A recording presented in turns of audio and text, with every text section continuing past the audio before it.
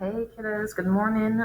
It's Tuesday of our review week, so remember we are going to pick up on Algebra 2 stuff next 9 weeks. That'll be next Wednesday. But we are still going to be spending this week working on some skills that we overall just need some practice with. So yes, this is a grade, even though it's not Algebra 2 stuff. So yesterday we worked on mental math, so adding, subtracting, multiplying, dividing quickly in our heads and not needing our calculator. Today we're going to work on fractions. So I'm going to give you a quick rundown of all the stuff that's in that assignment. So we're going to be dealing first with simplifying fractions.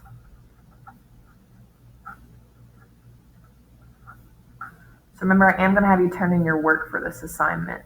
So make sure you're showing work and doing it by hand, because a lot of times it's faster to do it by hand than in the calculator. That's why we're doing this for good ACT prep. So simplifying fractions, this is something you do every single day when you're in my classroom, but this is a review. If you are given something like 25 over 100, this is not in simplest form because they are both divisible. They both can be divided again. So 25 and 100, they have multiple factors in common, but let's just say the first one that comes to our head is 5. So 25 divided by 5 is going to give me 5, and then 100 divided by 5 is going to give me 20. And I look at this and I say, well, it's simplified, but it can go down even further. There's more things I can take out. So 5 and 20, they also have 5 in common. So 5 divided by 5 is going to give me 1. 20 divided by 5 is going to give me 4. I cannot simplify this anymore.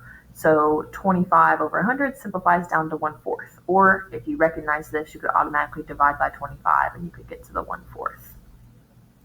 Same thing if you have 24 over 110. So the first thing that comes to my mind is those are divisible by 2 because they're both even numbers. So 24 divided by 2 is going to give me 12. 110 divided by 2 is going to give me 55. So looking at this, and 12 is divisible by 2, 3, 4, 6, and 12. 55 is not divisible by any of those, so 12 over 55 is the simplest it can go. So when you're done simplifying fractions, you're going to move on to adding and subtracting fractions. So again, this should be just a review for most of you all. You all should know how to do this. This is why we do the lesson practices, but we still struggle with these. So when you're adding, so let's say we have 1/3 plus 1/6. When you're adding, the first thing you have to do is get common denominators. The denominator is the bottom number, and you want these two to be the same. So depending on the numbers it gives you, it'll depend on how easy or quote unquote hard it is to get a common denominator. So the first thing you want to look and see is, well, these are not the same, but can I easily turn one of them into the other number? So 6 times something, it has to be a whole number. So 6 times something is not going to give me 3, but 3 times something is going to give me 6. If I multiply 3 times 2, that's going to give me 6. So whatever I did at the bottom, so 3 times 2 is going to give me the 6, I have to do to the top as well. So 2 times 1 is going to give me 2 over 3 times 2 is going to give me 6. And then I'm just going to bring down my 1/6. So once I have those common denominators, when you're adding, your denominator stays the same. Also, I don't know why I drew this line like this and this one like this. It doesn't matter which way you draw it. Keep it on there the same, and then you're going to add your numerators. So 2 plus 1 is going to give me 3. So 3 over 6, but remember, fractions always have to be in simplest form. This is not simplest form. This can be simplified down to 1/2. Okay, lastly, if you're subtracting, so 7 over 20, we'll do subtracting. 7 over 20 minus 3 over 16. So if you're looking at these and you're like 20 and 16, I don't know what those have in common. You could either multiply these two together and you get a big number, but it can be done that way. I recommend avoiding that because when you get bigger numbers, that's when you're more likely to make mistakes. So if you don't know what these have in common, you can think, well, 20 times 1 is going to give me 20. 20 times 2 is going to give me 40. Times 3, 60. Times 4, 80. So on and so forth. 16 times 1 is 16. 16 times 2 is going to give me 32. Let's double check myself. It's early on a Monday morning. Yep. 32. 16 times 3 is going to give me 48. Times 4 is going to give me 64. And then times 5 is going to give me 80. so on and so forth. So 80, that's going to be a factor that these both have in common. So 20 times 1, 2, 3, 4 is going to give me 80. So whatever I do at the bottom, I do at the top. And 16 times 1, 2, 3, 4, 5 is going to give me 80. That's going to give me 80 over 28. So 7 times 4 is 28. Minus 80 over 15. We're going to simplify. 80, 28 minus 15 is going to give me 13. And 13 over 80 is as simplified as that gets.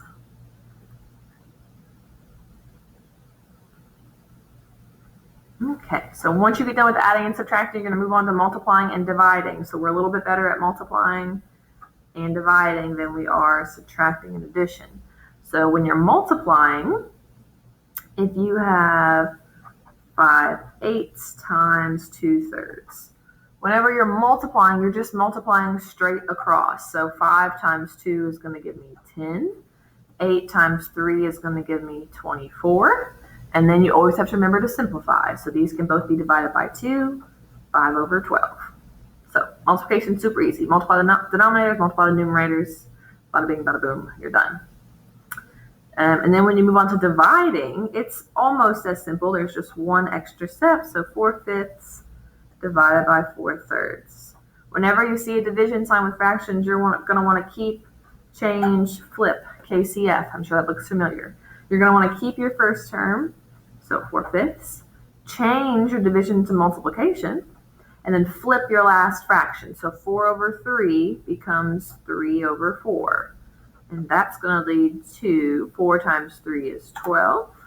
5 times 4 is 20. And again, I can simplify this further. So divide by 2, 6 over 10. Divide by 2 again, that's going to give me 3/5. Oh, y'all can't see that. All right, and last but not least, we're going to be dealing a little bit with mixed and improper fractions. So mixed to improper. So if I have 2 3/4, and I want to write this in an improper fraction. So an improper fraction is where your numerator is bigger than your denominator. So what you're going to do here is you take your denominator times your whole number and add on your numerator. So 4 times 2 is 8, plus 3 is going to give me 11 as my numerator, and then your denominator stays the same, 11 over 4.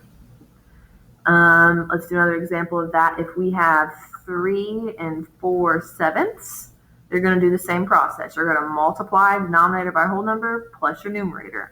7 times 3 is 21, plus 4 is going to give me 25, and then your denominator is going to stay the same. And then if you're going the other way, improper to mixed, and let's say we are given 7 over 3, and we want to write this as a mixed number. So the first thing you're going to do is you're going to see how many times can 3 evenly go into 7. So 3 times 1 is going to give me 3. 3 times 2 is 6, so that can go in, but 3 times 3 is 9. That's too big. So 3 times 2 is going to give me 6. So 3 times 2 equals 6. And then you're going to take your numerator minus whatever 3 times your new whole number is going to give you. So essentially you're trying to figure out what's left over.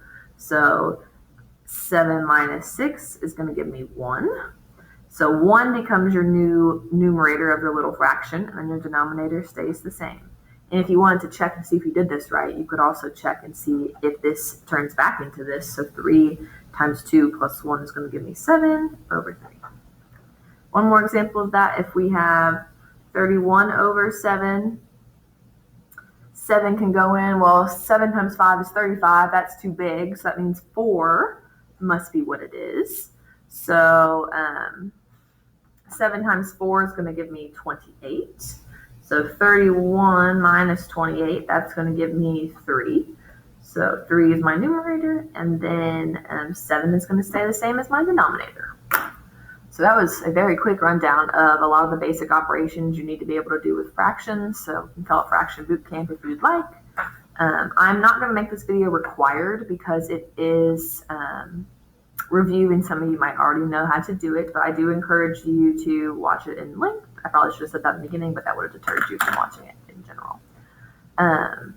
So if you have any questions, please feel free to hop back on our meet. Remember to turn in your work for this assignment. I know this can be done in calculator, but I want you to do it by hand for practice. I promise you, you are faster than your calculator at doing stuff like this. So today we're just doing a practice day. I hope you all have a great day. If you need me, hop back on our meet, and I'll talk to you all tomorrow.